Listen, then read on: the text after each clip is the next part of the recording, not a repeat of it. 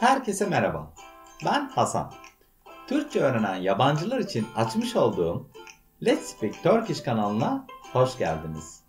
Bu kanalda 2 haftada bir sizler için seçmiş olduğum farklı konularla alakalı podcastler hazırlıyorum.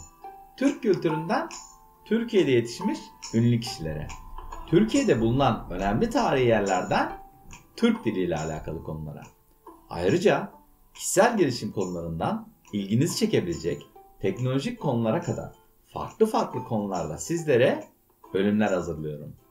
Amacım Türkçe olarak dinlediğiniz bir konuda anlama kapasitenizi arttırmak ve kelime dağarcığınızı zenginleştirmek.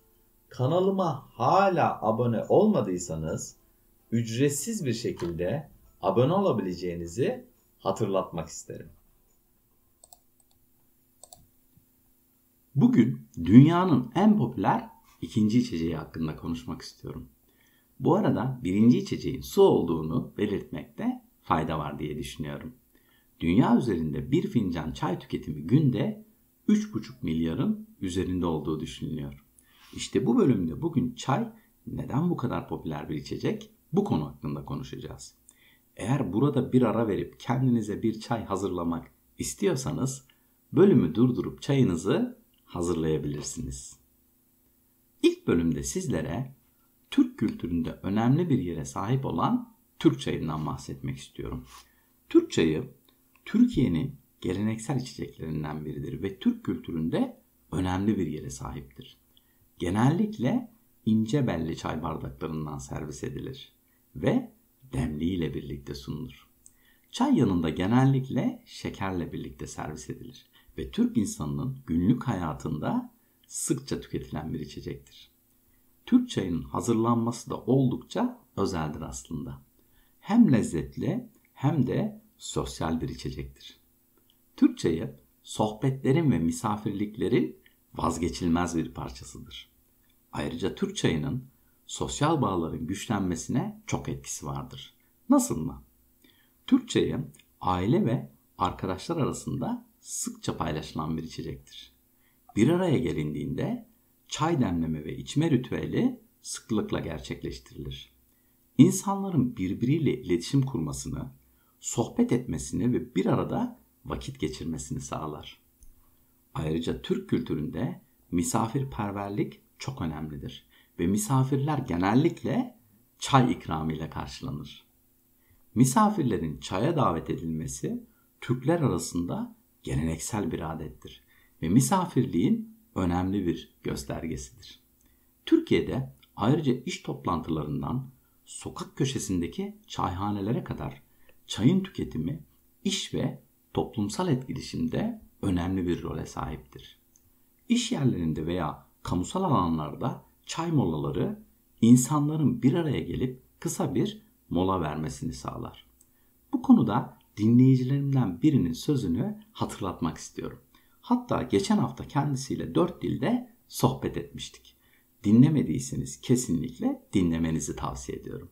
İşte bu sohbette kendisine Türkiye ile alakalı görüşlerini sorduğumda bana her sohbetin mutlaka bir çay ile sonlandığından bahsetmişti.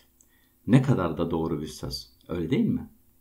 Devam edecek olursak, Türk çayı Türk kimliğinin adeta bir sembolüdür. Hem içerisinde yetiştiği bölgelerin coğrafyasını hem de Türk misafirperverliğini ve sıcaklığını temsil eder. Bu nedenle Türk çayı Türk kültürünün bir parçası olarak kabul edilir. Tüm bu faktörler bir araya geldiğinde Türk çayı sadece bir içecek değil, aynı zamanda Türk toplumunun dayanışma ve sosyal bağlarını güçlendiren bir unsurdur.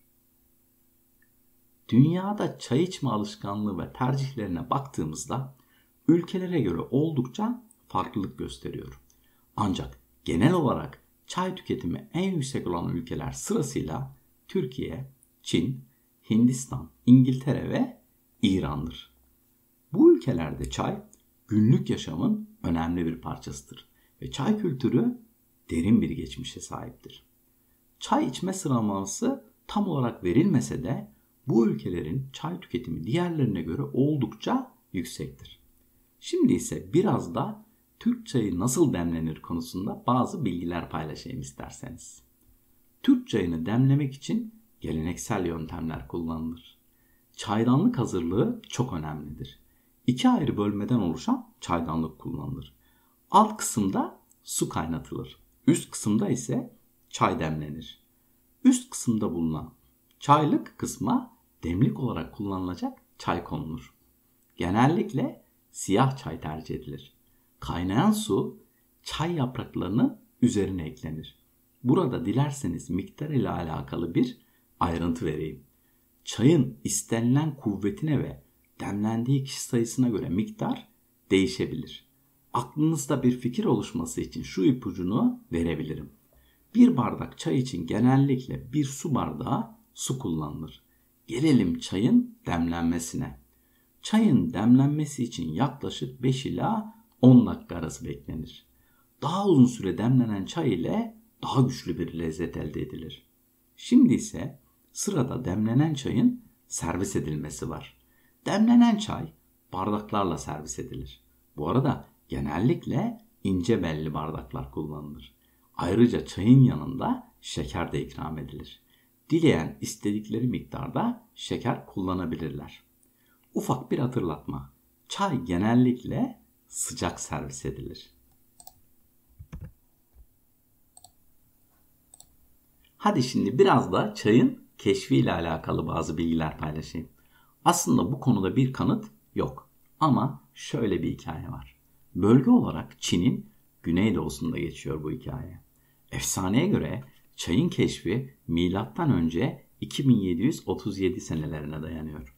O dönemler Çin İmparatoru Shen Nong idi. Shen Nong suyu kaynatırken yanlışlıkla bir çay yaprağı suyun içine düşer ve suyun tadı değişir. Sonrasında ise çayın keyif verici özelliği keşfedilir. Ayrıca tıbbi özellikleri de keşfedilir. Eminim şimdi çayın Batı ile nasıl buluştuğu konusunda kafanızda sorular var. Sizi fazla merakta bırakmadan kısaca anlatayım isterseniz. Çin'de keşfinden sonra çay ilk olarak Avrupa'da İngiltere tarafından keşfedilmiştir. Nasıl mı? Çin'in bu büyük sırrının yayılması tam olarak bir casusluk hikayesidir.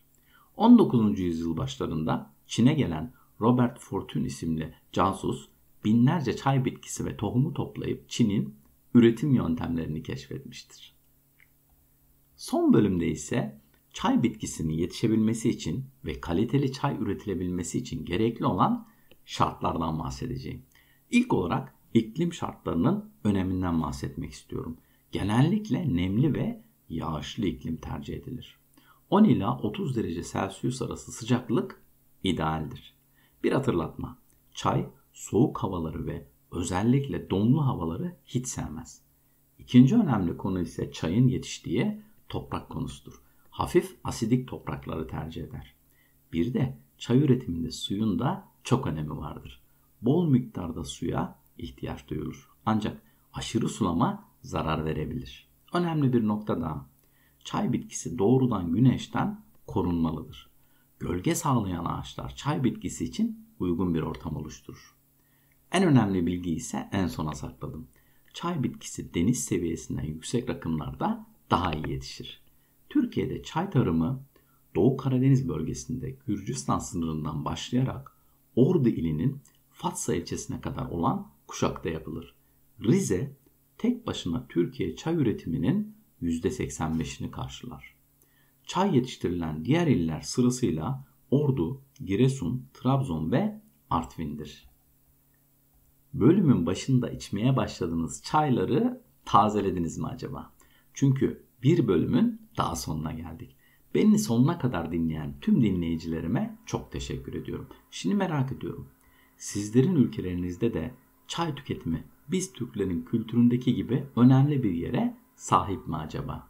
Sizler çaylarınızı sade mi içiyorsunuz yoksa süt vesaire gibi içecekler ekliyor musunuz? Aranızda Türk çayını deneyenler var mı acaba? Eğer denediyseniz izlenimlerinizi merak ediyorum.